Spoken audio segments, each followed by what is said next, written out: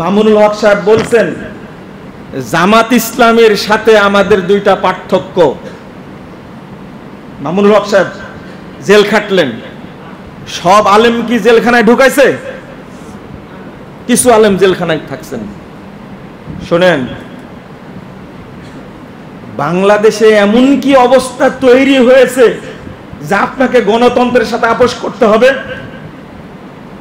আপনাকে কমিউনিজমের সাথে আপোষ করতে হবে, আপনি পুঁজিবাদের সাথে আপোষ করতে হবে, জাতীয়তাবাদের সাথে আপোষ করতে হবে, ধর্মনিরপেক্ষ মতবাদের সাথে আপোষ করতে হবে, মুসলিমদের কাছে দাওয়াত নিয়ে যান।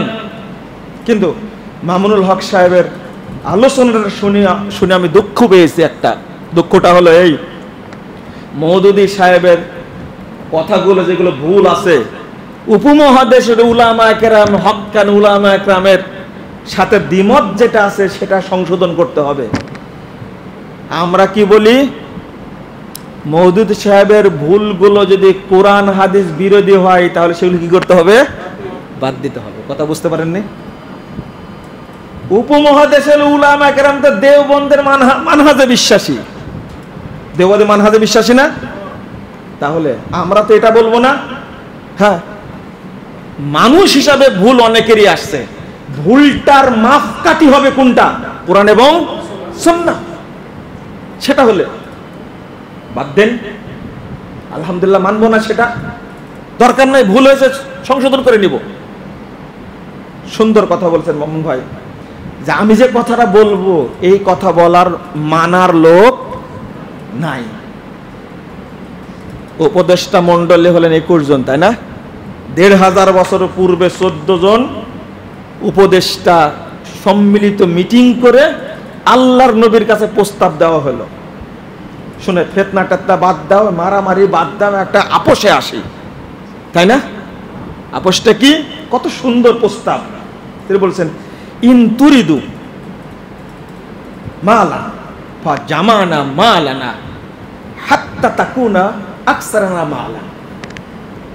শোনো, তুমি যদি বড় ধনী হতে চাও আমাদের মধ্যে, তাহলে আমরা সবাই সম্পদ একত্রিত করব এবং কি হয়ে যাব?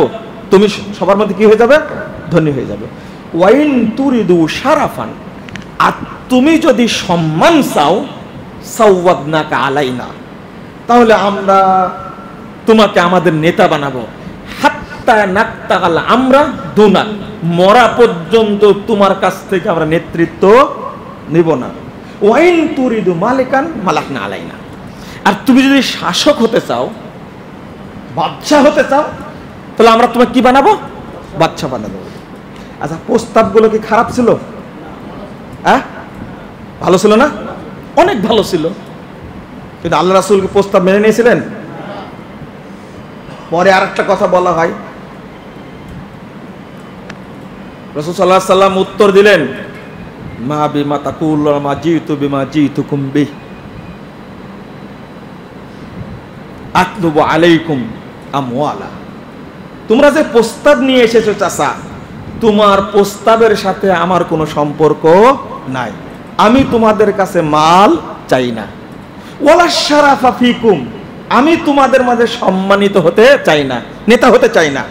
ওয়ালাল মালিকা আলাইকুম, আমি তোমাদের বাদশা হতে চাই না। আর সালানি ইলাইকুম রব্বি ওয়া উবাল্লিগাকুম রিসালাত রব্বি, আল্লাহ আমাকে পাঠাইছে তোমাদের রাসূল হিসাবে, আমি আল্লাহর রিসালাত পৌঁছায় দিই। যদি তোমরা গ্রহণ করো, ফাহাদুকুম ফিদ দুনিয়া ওয়াল আখিরাহ, দুনিয়াতেও সম্মান পাবে, প্রতিদান পাবে, পরকালে পাবে। ওয়াইন তারুদ্দুহু আলাইয়া, যদি এই বিধান তোমরা ফিরিয়ে দাও আমার দিকে, আসবিরু হাত্তা ইয়াহকুমুল্লাহু বাইনি ওয়া বাইনাকুম, তাহলে ধৈর্য ধারণ করব যতদিন আল্লাহ ফয়সালা না করেন। আচ্ছা, এই মানুষটাই যখন মদিনায় গেলেন, তখন কি রাষ্ট্রনায়ক হয়ে গেলেন না?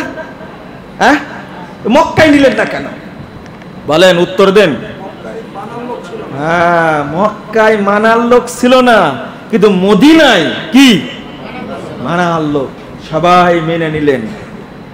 আজকে আপনি ইউনূস সাহেবের সাহস আছে বলার, বলছে দুর্নীতির শিকড় উপড়ে ফেলবো, টাকা যা পাচার হয়েছে সেইগুলো আমরা কি ফিরিয়ে আনবো, যত মানুষ গুম হয়েছে তাদের বিচার করব, যত মানুষ এই আন্দোলনে ক্ষতিগ্রস্ত হয়েছে, শহীদ হয়েছে, বলছে মারা গেছে, তাদেরকে আমরা প্রত্যেক পরিবারে বেতন দিব, তাদের জন্য ফাউন্ডেশন খুলবো। শুধু একটা কথা বলে দেখুক, যত মাজার আছে ভেঙে দিব। মানবে? মানবে না, তো মানবে না। শুধু বলে দেখুক না। জাতীয় সঙ্গীত তুলে দিবে এটাই বলা সাহস করছে না, বলছে যেগুলো নিয়ে বিতর্ক আছে সেইগুলো নিয়ে আমরা হাত দেব না। অথচ সংবিধান সংশোধন করার জন্য কমিটি গঠন করেছে, তাই না? বুঝেননি কথা? কিন্তু মাজার বন্ধ করার জন্য সংবিধান লাগবে, প্রশাসন লাগবে? শুধু বলে দিলে হয়, কোনো মাজার থাকবে না, জুয়ার আখড়া থাকবে না, গাঁজার আখড়া থাকবে না, যৌনাচারের আখড়া থাকবে না। কিন্তু খুনের বিচার হবে, সবাই মেনে নিবে। দুর্নীতির বিচার হবে, সবাই মেনে নিবে। আয়না ঘরের বিচার হবে, সবাই মেনে নিবে। কিন্তু মাজার ভেঙ্গে দেওয়া হোক, শহীদ মিনার ভেঙ্গে দেওয়া হোক, এর প্রতি একমত হবে? আগে এটা তৈরি করতে হবে মানুষের মধ্যে। আপনি কাকে শাসন করবেন? আপনি ক্ষমতায় বসে কাকে শাসন করবেন? হ্যাঁ, আল্লাহ রাব্বুল আলামিন যেদিন আপনাকে বসাবেন, কিন্তু মানুষ এটা বুঝতে চায় না। ডক্টর ইউনূস সাহেব একদিন আগেও জানতেন না, যে বলছে একটা দোয়া করে, দোয়া তৈরি করেছিল না, আসসালামু হাসেনা আম্মা, তারপরে কি পদ্মা সেতু কুরসি আনা, সুবায়ানা ইউনূস আল খালেদা ঠুস, মনে আছে? শোনেন, ভালো করে শোনেন। এই ইউনূস সাহেবকে যে সুবাবে, সেই মানুষটাই যে রাষ্ট্রের প্রধান হবে, একদিন আগেও জানতেন? বুঝেন কথা? এই যে নাহিদ আর আসিফ, তারাই যে বাংলাদেশ পরিচালনা করবে, একদিন আগে স্বপ্ন দেখেছে? ফখরুদ্দিন জানতেন যে আমি এই দেশ চালাবো 2 বছর? বুঝেন ভালো করে? কে বসাইছে? আল্লাহ যদি তাওহীদপন্থী একজন মানুষকে বসায় সব সাইজ করে দেয়, আপনার আপত্তি থাকবে? কে বসাবেন? আল্লাহ শর্ত দিয়েছে, তোমরা পরিচ্ছন্ন ঈমান আনো, বেদাত মুক্ত আমল করো, আমি ওয়াদা করছি তোমাদের খেলাফত দেব। আমাদের ঈমান পরিচ্ছন্ন না, আমল ও বেদাত মুক্ত না। দিবেন কেন? হ্যাঁ, সোসার গায়ে যতই আতর মাখান, সোসার গন্ধ যাবে? বুঝেননি কথা? এটা সোসা বুঝেন তো? আপনারা কি বলেন? সুসি। এটা হলো অরিজিনাল বাংলা। আপনারা কি বলেন? এই মিজান ভাই কই? সিকা বলে। সিকা, এই যে চাপায়ের মানুষ তো সিকা বলে। একে যতই আতর মাখান, কি ওর গায়ে গন্ধ যাবে? তাহলে যতদিন আপনি শিরিক মিশ্রিত ঈমান রাখবেন, যতদিন আপনার ভিতরে বেদাত মিশ্রিত আমল থাকবে, ততদিন আল্লাহর রহমত নেমে আসবে না। আগে ওইটা পরিষ্কার করেন। এখন আল্লাহর দায়িত্বটা আমরা নিছি, আর আমাদের দায়িত্ব কাকে দিছি? আল্লাহকে দিছি। ভাই, আপনার ঈমান তো পরিষ্কার না, তখন কি বলছেন যে এটা আল্লাহই দিছে, আমি কি করব? আর আল্লাহর দায়িত্ব কি? আল্লাহর দায়িত্ব আমি খেলাফত দিব, এখন আমরাই খেলাফত কায়েম করব। আমাদের চিন্তা কি? আমরাই ক্ষমতায় বসবো। ইসলামী দলগুলো এই পচা গণতন্ত্রের ড্রেনে নেমে থেকে আল্লাহু আকবার চিৎকার করছে। বাংলাদেশে এমন একটা পরিবেশ তৈরি হয়েছিল যে আল্লাহু আকবার, নারায়ে তাকবীর, আল্লাহু আকবার, এই স্লোগানটা কেউ দিবে এটা সাহস করতে পারেনি। আমার আজকে মনে পড়ে সালাউদ্দিন কাদের চৌধুরীর ছেলে, কি নাম, কি কেউ জানেন না? হুম্মাম চৌধুরী। এই গত আন্দোলনের সময় চিটাগঙ্গের বুকে বক্তব্য দেওয়ার সময় নারায়ে তাকবীরের স্লোগান দিয়েছিল, মনে আছে আপনার? হ্যাঁ, কারো মনে নাই? আন্দাজে আপনার? আমার মনে আছে। বিএনপি মিছিলে নারায়ে তাকবীর স্লোগান দেয়। প্রথম কি স্লোগান দেয়? হ্যাঁ, কি? না না না, হ্যাঁ, ইনকিলাব না, গড় গড় রাইট, এই যে বিএনপি নেতা শুরু। আর এক দলের স্লোগান কি? জয় বাংলা। মুসলমানের স্লোগান হবে লা ইলাহা ইল্লাল্লাহ। নারায়ে তাকবীর, নারা আরবি শব্দ, এটা কিন্তু কাজী নজরুলের ভাষা। নারা কি? আরবি শব্দ। নারায়ে তাকবীর, তাকবীর উচ্চ ধ্বনি, সেটা কি? আল্লাহু আকবার। যখন হুম্মাম কাদের চৌধুরী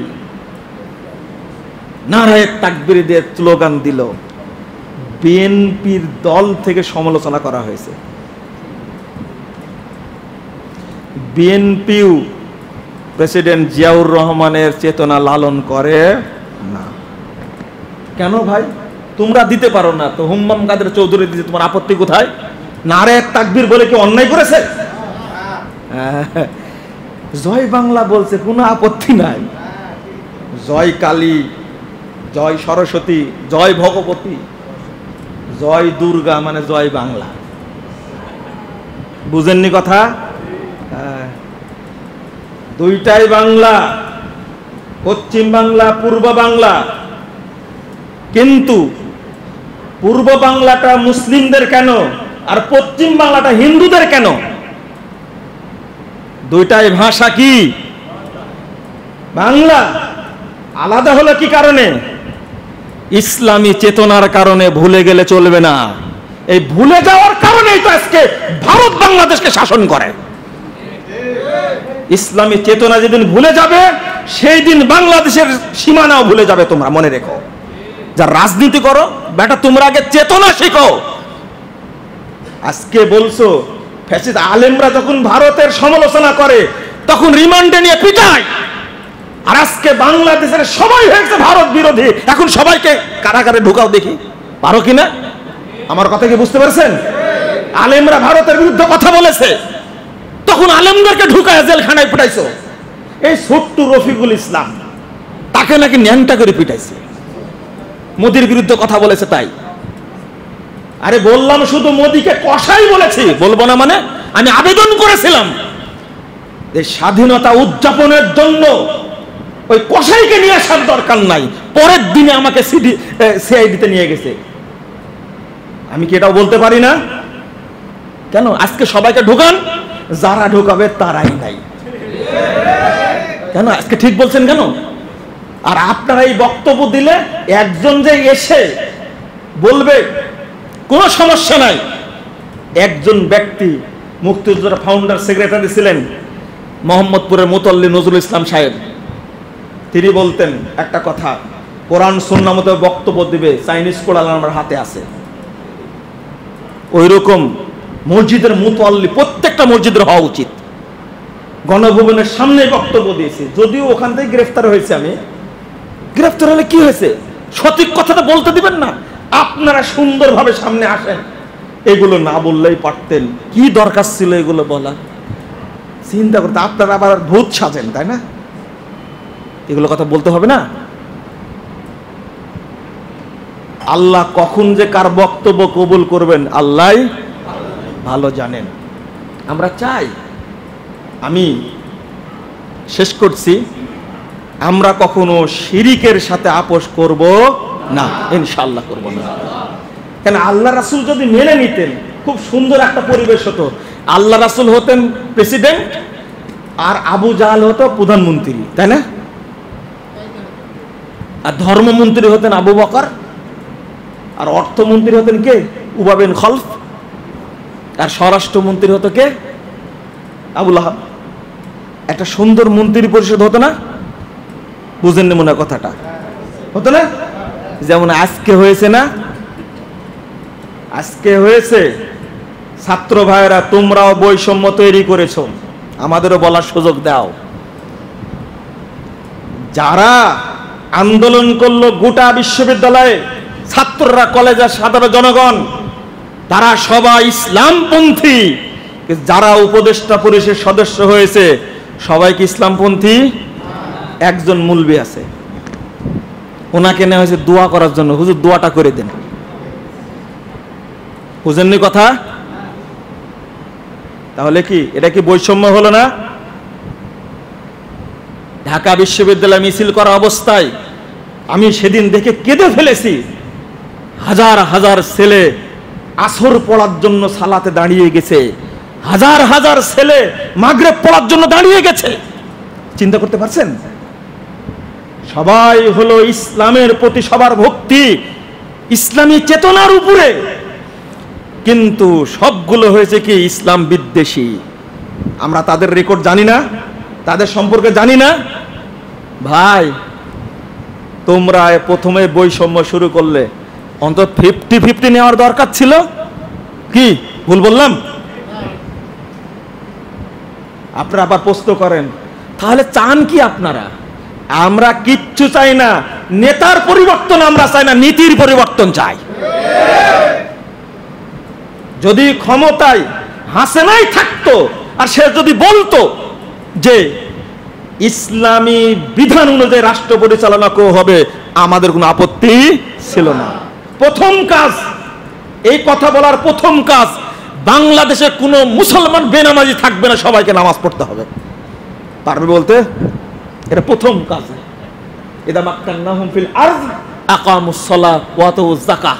আল্লাহ নিজেই বলে দিচ্ছেন, যখন কেউ রাষ্ট্রীয় ক্ষমতায় আসবে প্রথম বিধান হবে কি? নামাজ প্রতিষ্ঠা করবে, হুকুম দিয়ে দিবে। সালাতের টাইম হয়ে গেছে, কেউ কোনো কাজ করতে পারবে না, সব স্টপ। সবাই কোথায় যেতে হবে? মসজিদে যেতে হবে। কথা কি বুঝতে পারলেন আপনারা? আমরা নেতার পরিবর্তন চাই না, এটা নিয়মও না। কিসের পরিবর্তন হতে হবে? নীতির পরিবর্তন। আজকে তত্ত্বাবধায়ক সরকার আমরা কিছুই চাই না, আমরা চাই এই তত্ত্বাবধায়ক সরকার